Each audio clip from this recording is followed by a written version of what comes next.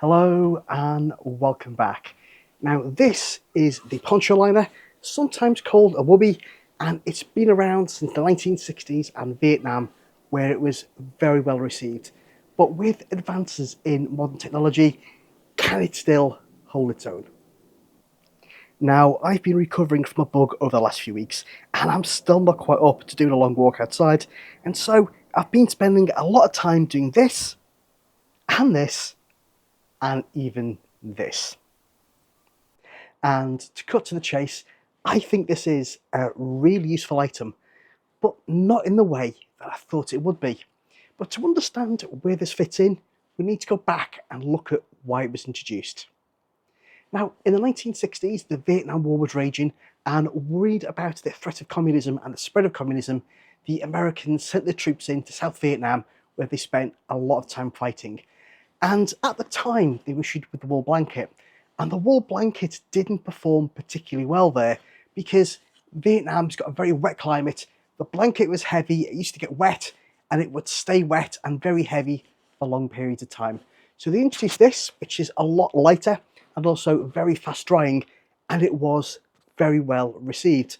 And understanding that history about why it was introduced is actually really important because Vietnam, especially South Vietnam in the winter, is a balmy 26 to 27 degrees centigrade, and that has a lot of implications for where it fits in the UK. Now, while it was first introduced by the US, it was adopted by several other armies, and this one is actually a Dutch military surplus one, and it's in this lovely DPM pattern, which I really like. Now, the material is basically 2 layers of nylon with a very thin layer of polyester wadding in between for insulation. And when I say very thin, this blanket is a very thin blanket indeed, and that's what makes it ideal for the kind of hot jungles of Vietnam. Now, the material, something to be aware of, is it's very slick. So if you're wearing this on, on a chair, for example, you're sitting down, it does have a habit of just kind of sliding off. So that's something to be aware of. And it is quite rustly as well. So it does make a fair bit of noise. But the blanket itself is actually quite cheap. I think this one was £25 with shipping. So it is, a reasonably priced item. So at that price, I just got 3 questions. The first one is it still fit for purpose? The second is it suitable for kind of cooler UK conditions? And the third one would be, has technology moved on? And are there kind of better items out there now? And has this just had its time? Now, the question of whether this item is still fit for purpose is a really easy one to answer because it's a military item, it's been designed to be durable and fit for purpose. So it absolutely is still fit for the purpose that it was designed for, and that is to be worn as an over blanket over your uniform in a hot environment. Now, the question about whether this blanket is suitable for those kind of cooler UK conditions is a little more questionable. Now, I would say in winter and all year round use, absolutely not, particularly in winter, because it is very thin and I think this will let you down. However, in summer, and particularly on those kind of really hot nights in summer, then this could be a viable alternative to a sleeping bag, but do think about wearing your kit underneath it as well, because I know I've been in the garden here, and even at 15 degrees with just a t-shirt and a pair of shorts, I was a little bit on the chilly side. Now, the third question is around, are modern alternatives better? And I think that is a really easy one to answer as well. And that is, yes, they are.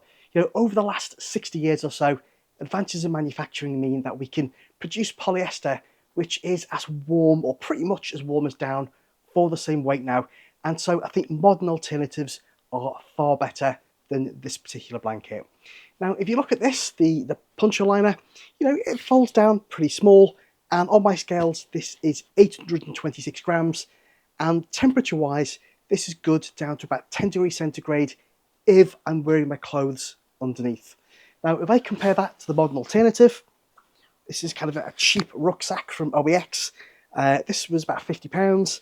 It weighs 800 grams, and the comfort temperature for this is 7 degrees. And while that doesn't sound like a lot, it's just 3 degrees, the difference between 10 and 7 is actually 30%. And that is huge. And that doesn't take into account the fact that that 7 degrees is comfortable when I'm not wearing my clothes underneath. So this performs a lot better than the Poncho Liner does. Now, with everything I've said about modern alternatives being better, you might think that I don't think there's a place for this in 2024 when there's better technology around. And actually, nothing could be further from the truth. There's a lot of uses in this, and a lot of them stem from the fact that these are relatively expensive to buy, they're durable and robust, and yet they're really easy to wash and wear, and they do offer, some level of insulation in here. So the first benefit I think this is as a tent carpet. If I'm out camping with my dogs in my little 2-man tent, then this gives the floor just enough insulation for them to be comfortable, and importantly, it also protects my tent floor from their sharp claws. So that's a really big benefit for that. This is also useful if I'm camping in my big family tent with the kids, because they share a sleeping compartment. Now they're getting older, they want their own privacy. So because this has these little kind of tie-up points at the end, I can actually rig up a little kind of screen, and then they've got their own privacy within that sort of sleeping compartment. So that's another great benefit of this. Now this also has use as kind of a general dog blanket as well. So for example, I could throw this in the back of the car, maybe in the boot or the car seats, to protect the car from getting wet. But also when I'm out camping, one of my dogs, she's got short hair, she does get a little bit cold when we're camping. This is big enough that she can lie on it, and that I can fold it over the top of her. And even though she's a big dog at 7 stone, this is plenty big enough, and it'll give her just enough insulation to keep her comfortable throughout the night. Now, I also see this as a useful extra layer of insulation. So if I've got a main sleeping bag and I just want to give myself a little bit of extra warmth, I can throw this over the top, and it's so light I can put this over my face, and it's going to create like a little microclimate where my face isn't exposed to the cold air, but it's not so heavy that I'm going to feel like I can't breathe or I'm suffocating at all. And again, for just sitting around in the evening, either around when I'm camping or even in the garden and at home, it's fantastic for that little bit of extra warmth when I'm out here in the garden and I just want to chill out. And the best advantage is because it is this lovely camouflage pattern, I can sit here in the dark in the evening, wrap up like this, my wife can't see me, and then she's not going to give me any jobs to do. So another benefit there as well. So yeah, great bit of kit. I do recommend them, but not necessarily as kind of your main insulation layer when you're sleeping in the UK. Hope this was useful. If it was, please do give it a like, and hopefully I'll see you next time.